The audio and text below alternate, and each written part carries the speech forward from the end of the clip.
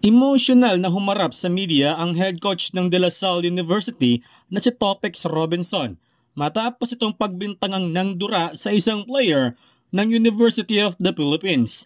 Ayon kay Robinson na hindi umano niya nagustuhan na hinuhusgahan umano siya ng hindi pa napakinggan ang kanyang istorya.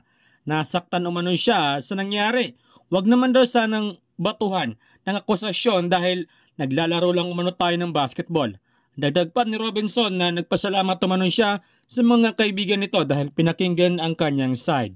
For me lang mga idol mahuhusgahan ka talaga kasi pinagbigyan ka nga ng media na ilabas ang iyong side.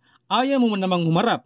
Umabot pa ng 1 linggo bago ka humarap kaya mahuhusgahan ka talaga. At yung mga tumawag po sa akin ng squatter, maraming salamat din po sa inyo dahil talaga po namang naghirap ako. At kung ano man po yung naramdaman o yung na-achieve ko ngayon dahil po pinagsikapan ko.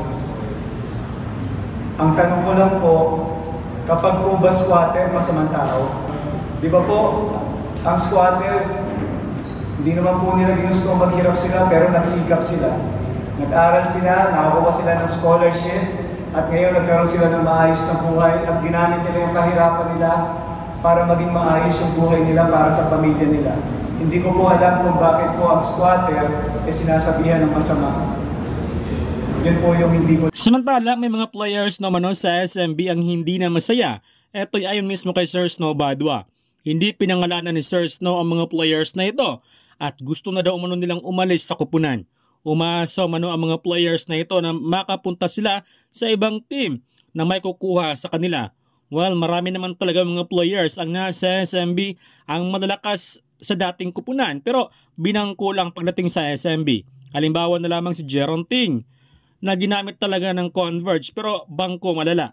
Ang mali lang talaga kay Jeron Ting nagdemand siya noon sa Converge ng malaking halaga na hindi naman maibigay ng Converge.